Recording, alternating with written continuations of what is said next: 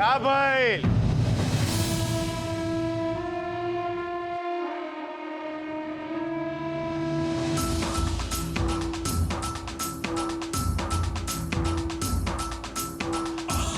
अरे भाई, तू लोग इतना काहे घबरात पड़ो? कन्या उहे करी है जवन हम कहब। कन्या तो सिर्फ पंठान रही है, काम तो सब हम नु करे। यही से पंचायत के विकास के खातिर जवन चीज भी जरूरी होई तो हम जैसे जैसे बताई भी करा के ई करी है। कन्या प्रधान जिंदाबाद, कन्या प्रधान जिंदाबाद, कन्या प्रधान जिंदाबाद, कन्या प्रधान जिंदाबाद, आरती तिवारी जिंदाबाद, जिंदाबाद जिंदाबाद, आरती तिवारी जिंदाबाद, जिंदाबाद जिंदाबाद। तो हम लोग निश्चिंत रह, हाकिम तिवारी बा।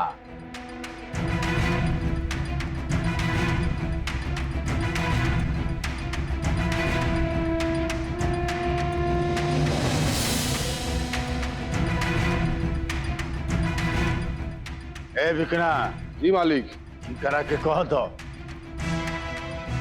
जवन काम अभी कर रहल बाड़ी नू, आगे भी ये काम करही के पड़ी।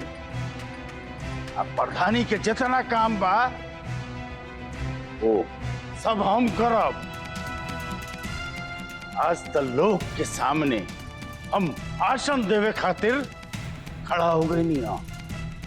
आगे से ध्यान रखिए, चौखट के बाहर आज तक तिवारी खानदान के कौनो और नजर उठा के ना देख लिया। आगे भी ऐसे ही होके के चाहिए। बिकना, हाँ मालिक। ये कन्या प्रधान बाड़ी, लेकिन आगे भी प्रधान ससुर हम ही रोए। समझ गईलू कि ना?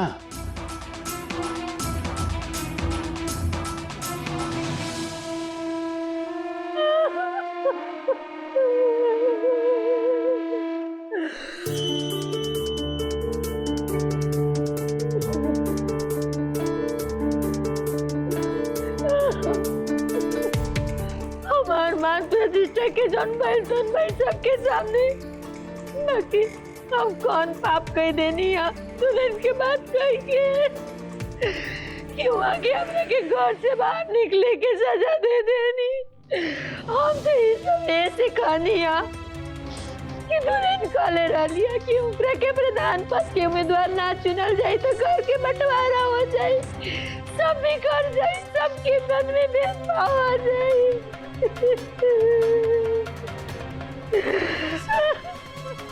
ऐसा कौन बात रहा जे मोहिनी कह दिली है और तू बबुआ जी से कहलू है और वहाँ के इतना खिसी आ गई नहीं है? हम बताओ पानी भौजे,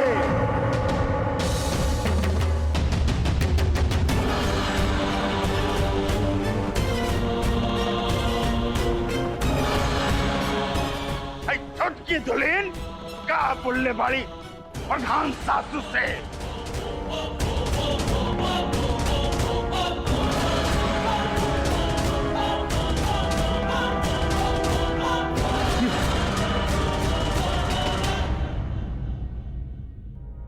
छोटकी दुल्हन कहले वाली कि हम जवन फैसला कइले बानी कि हम आपन और पटीदार के एक के कइले बानी।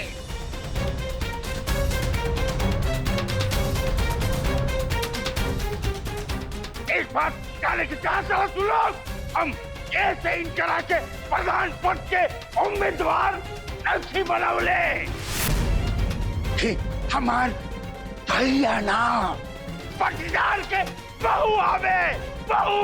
ऐसे इन करा के प्रधान पद के उम्मीदवार अगर ना बनावल जाए तो ये घर में बंटवारा करा दिए।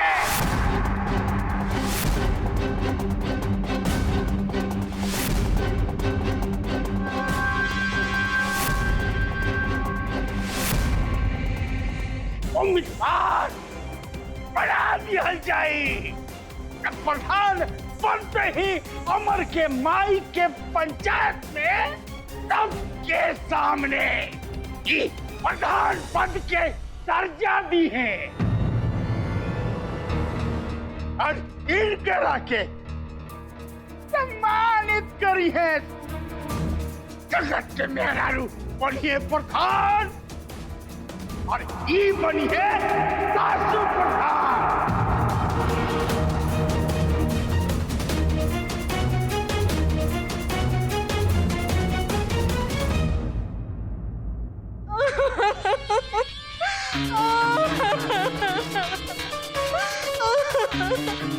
हमार पति 4 दिन बाहर का गइल बारन, जेकर जौन मन में आवता हमरा के सुना के चल जाता। हमरा पे इल्जाम लगा दे तो चाची जी रवा सच सच कही। हम रवा से कब कह लिया कि अगर हमरा के प्रधान के उम्मीदवारी ना मिली तो हम घर में बंटवारा कह दे। अगर हम ऐसा कहले हुक्म ना तो हमार रो रो दुख होगी। का कहत दुल्हन, तू हमनिए के सामने ही बात कहलू हो और अब बड़ी सत्यवादी राजा हरिश्चंद्र बना तड़ू। और का एकदम ठीक कहा तड़ी बुआ। बुआ भी रालिया, हमऊ रानिया, माई भी राला। तो सबके सामने कहलू है और मुकरा तड़ू। सही बा संध्या दीदी। नहीं ठीक बा बुआ, राउत तू न लोग चाचा जी के तरफ से बोलम नु कैसे की हमरा से तो राव लोग के का मतलब बा। नहीं ठीक बा, बोली जितना मन करता ना झूठ बोली रहो लो। अरे बस भैया बस, बंद कर दे जा, हो गई हद हो गई। आगे खराब हो गई भाई घर के सब औरतन के। आज हमार माई सब जो झेलत किया ना, बाबूजी के संगे संगे हमार माइयों के कम गलती नहीं कही, हमरा बुझा गइल बा। देखा तड़ू बड़की भौजी, ई का बोला तड़ी, हमरे सामने ही सारी बात बोल ली है।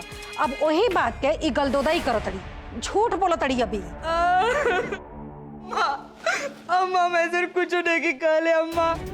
अरे अम्मा हम तो बंटवारा के बाद काल ससुर सोच भी ना सकीला। अम्मा यही लोग ना चाचा जी के सामने हमरा के बदनाम करे खातिर सब कर रहल बा। अब नहीं की काले अम्मा हमार बात बनी। एक बात हुई जगत के मेहरारू के समझा दे, प्रधानी पद के उम्मीदवार ये घर से के बनी और फैसला हम कर देले बानी और ये फैसला हमार अटल फैसला बा। जे भी हमार फैसला के खिलाफ जाए ओकरा के हम सजा देवे में तनी को ना हिचकिचाई। बुझ गए लोग, ठीक बा के अगर जगत के पत्नी कुछ नहीं बोले तो ठीक बा।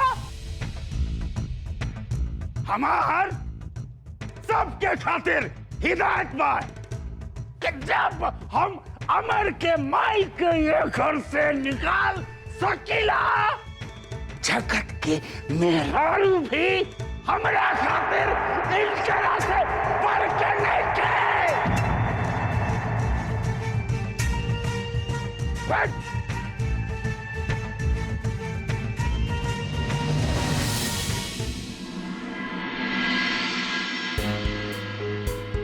हाइला बेटा, हाइला आले आले आले।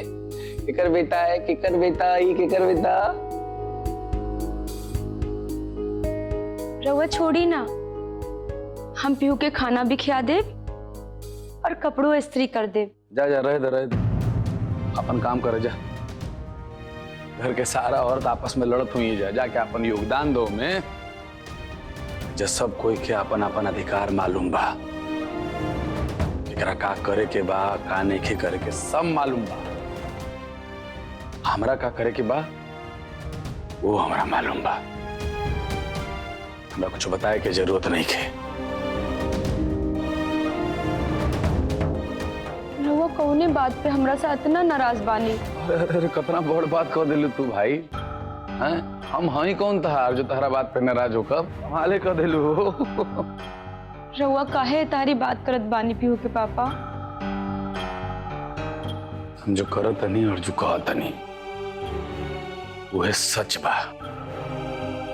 अगर तू अपना ऊपर हमारा अधिकार बुझतू ना, जो कहली बाड़ू ना तू वो कभी ना कर तू। हमरा से बताई तू, हमरा से सलाह कर तू, हमरा से पूछ तू, तब जाकर के कर तू। लेकिन ना, ये तारा से भइला ना। आज हमारा माई साथे जो कुछ भी होता ना सिर्फ तारा वजह से होता। लेकिन ये बात तू जान ला आरती, बात हम जीवन भर भुलाई ना। हमरो बहुत खराब लागल है, लेकिन एमा हमार कौन गलती बा? तो छोटकी दुल्हन अपना फेरा में पड़ा के अम्मा जी के लालच देली है और अम्मा जी उनमें फंस गईली और जाके बाबूजी के सब कुछ बता देली। पीहू के पापा, एमा हमार कौन दोष बा? सरासर दोस्त तहार बा। बड़ा शरीफ बनत रहो तू, हमरा बुझात नहीं के। छोटकी दुल्हन के जा करके माई से कहली कि हम अगर प्रधान बन जाए तो रुआ प्रधान सास कहलाई। तारा का बुझाता? ये सुन के हमार माई तने को खुश ना भइल होई। अगर तू अतने दयावान, उतना तार बोड़ दिल बा, तो उतना दया करल चाहता हो तो काहे ना खुद चल के कह दिलू माई से जाके कि बाबूजी हमरा के चुन ले बाड़न, ए खातिर हम मजबूर बनी, हमरा चुनाव लड़ के पड़ी। लेकिन अगर हम जीत जाइब ना तो रउए सब कुछ होखब, रउए प्रधान कहलाई, हम तो नाम के कहलाई। जाके कहलू ना तंतड़ू काहे कि छोट मन से बड़ काम ना होला, बड़ मन से ही बड़ काम होला। बात करता हर कोई।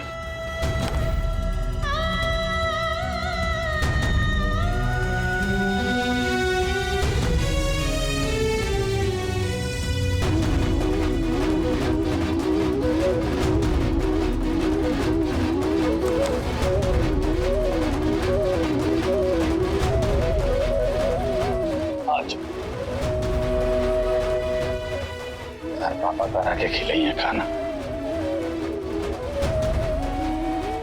अरे हमारे बच्चिया, हम तो प्रधानी की उम्मीदवारी जीत के भी हार गई नहीं। एक तरफ अम्मा जी और दुल्हन हमरा से दूर हो गई और दूसरे तरफ पीहू के लेके पीहू के पापा भी दूर होकर जात बानी। लेकिन पीहू के पापा जवन कहनी हाँ ठीक है कहनी हाँ। अगर प्रधान सासू के दर्जा पाए कि ही सासू जी खुश रह ता हम जरूर ई दर्जा देब अपन अम्मा जी के। शायद ई कैला से पीहू के पापा भी खुश रहे लागल हमरा से। रउआ हमरा के ई घर में ई सब सुनाए खातिर ना दिखाए खातिर हमरा से शादी कर ले रही है कि क्यों ओनी से आगे दुगो बात सुना के जाए, क्यों एनी से आगे दुगो बात सुना के जाए? बताई बात का पहले कुछ बताइबो कि खाली बस हमरा के बियाह करे के दोस्त ही ना बता। ई घर में बताए खातिर कुछ बाकी बाका, लेकिन रउआ से कुछ बोल के का फायदा बा? कैसे कि रउआ तो चाचा जी और बड़का भैया वाला बाली नु। आज चाचा जी आंगन में सबके सामने कह लिया कि अगर जगत के मेहरारू से कोनो गलती हुई नु के घर से निकाले के धमकी दे लिया चाचा जी। नहीं ऐसा कोनो बात नहीं थी। चाचा जी ना ये कुल बात गुस्सा में कह देले हो और कुछ ना। हम कोनो दूध पियल बच्ची लगता नहीं रहुआ के कि हमरा के ई नहीं समझ में आए कि चाचा जी कौन बात गुस्सा में कह लिया और कौन बात जानबूझ के कह लिया।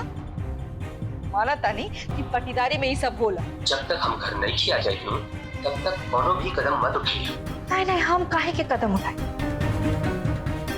हम कहाँ से कदम उठाए? कैसे कि एक घर में जेकर जौन मन करेला वो कर सकेला, कदम उठा सकेला, लेकिन मोहिनी कोनो कदम ना उठा सकेले। कैसे कि हमार पैर में तो बेड़ी लगल बानू। अच्छा ठीक बा, एगो काम कर, पहले जो नहीं दरवाजा खुला लौकत है वो एकरा के बंद करा।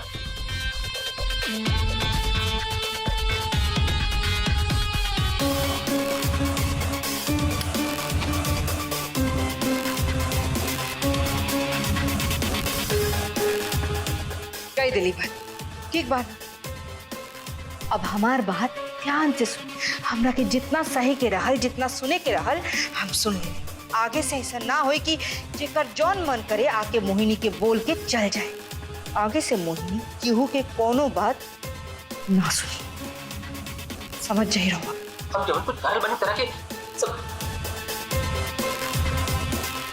खाली सब पर सुनते रहो, तो कोनो काम नहीं किया हमारे। भाऊजी छोटकी दुल्हन के बात सुन के ना हमार तो दिमागे भन्ना गई बा। अरे इतना जल्दी तक गिरगिट भी अपन रंग ना बदली जितना जल्दी वो अपने बात से बदल गई बाड़ी। एक नंबर के झूठी बाड़ी। पहले दिल में समा के अपन बात मनवा ला लिया और फिर वही बाती से पलट भी गई लिया। एकदम ठीक कहा तड़ू बुआ। हम तो मोहिनी भौजी के बहुत अच्छे से जाने, इनकरे बात पे तो हमके भरोसा करबे नहीं चाहत रहा। जब वो माई के तारीफ करे लगली है, कहे लगली है कि जब वो प्रधान बनी है तब माई बनी प्रधान सासू, तू बनबू बुआ प्रधान और हम बनब ननद प्रधान। बना देली है, हम सबके बना देली है। कपूर के डब्बा में सड़ल गोबर भर के थमा देली है। लेकिन भौजी एमे गलती हमनी के बा। हमनी के लालच में ना आइल रहती जा तो इतना बेइज्जती ना झेले के पड़ी ना हो बुच्ची। हमरा तो लागत रहे कि दुल्हन पढ़ल लिखल बाड़ी और इतना जिद करत तारी तो उनकर बात अगर हम तार भैया से कह देब तो खुश हो सही हैं। लेकिन हमरा का मालूम रहला ज्वालामुखी लेकर आगे उगरे लगी। ये छोटकी दुल्हन जौन हमारे संगे पहले बड़ी मुँह जितना हमरा के धोखा देले बड़ी मुँह, जब तक हमारे कान में सांस रही हम इनकर करनी ना भूल। तू का भौजी केहू ना भुलाई बात। आए रहिया हमरा के सासू प्रधान बनावे, घोड़ा पर के फेंकल बथुआ साग बना दिलिया झूठ बोल के।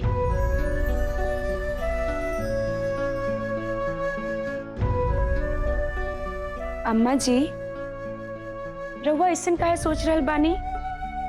रउआ एक घर परिवार के सर्वे सर्वा है।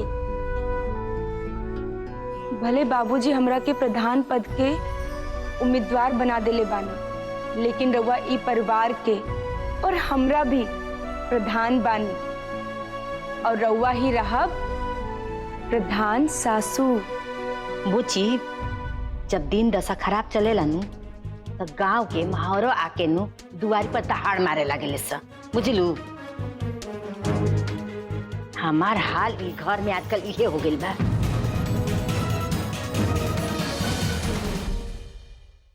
एकदम ठीक कहा तड़ू माई। जब जान ताड़ी की सब इनकरे करल धरल हा का जवाइल राख में कि राशन के तेल डाले आईली हा। एक जनी तो आके सब लालसा पूरा करवा डाली। अब बाकी जौन बचल बा ना ये पूरा करवा दी हैं। दीदी एजा बचल कुचल पूरा करे नहीं खियाइले। जेठानी जी तो एजा आइल बड़ी हमरा के नीचा दिखाए खातिर। नीच की बात कर रहा बड़ू? हाँ नीच तो बटनाई बड़ू तू। हमारा आँखी से दूर हो जा। ढेर मुंह मत खुलवाओ हमार, बुझले नु।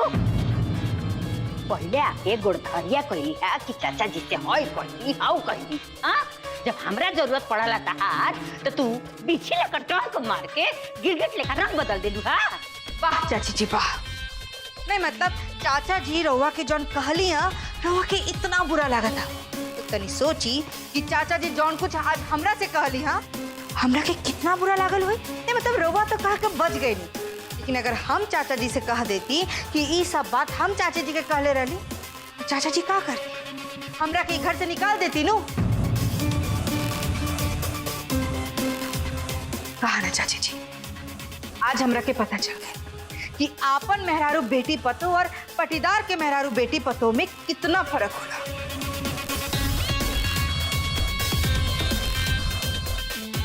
एको बात बताई, अब हमरा से कुछ बर्दाश्त नहीं क्यों? अब हम कुछ बर्दाश्त ना करा। बर्दाश्त का बर्दाश्त ना हो? हाँ और तू बर्दाश्त के करता रह जा। सबका तो बर्दाश्त करता नहीं चाची जी, जेकर जौन मन करता मुंह के सामने आके कह के चल जाता। अमर के बाबूजी के सामने तो जीव ऐसे लपन लपन ना लटकावत रहलू है और एजा तू हमरा सामने लपन लपन देव लटकाबू। अगर ना चलत रहला चाची जी तो अब चले। कहा ना कि अगर सामने वाला मुंह में उंगली दे के सब कुछ बुलवाल चाहता तो सामने वाला आपन होठ तब तक सीखे रखी। का बकवास कर तोड़ दुल्हन? भांग पी के आइल बड़ू का? हाँ भैया के बारे में तू ऐसे बोल कैसे सकत अड़ू? कहा ना बुआ हमरा के अब तक ये लागत रहल कि चाचा जी सबके एक समान मानिला, एक समान देखिला, लेकिन हम बहुत गलत रहे। ऐसे कि चाचा जी के सबके देखला के नजरिया में बहुत फर्क बा।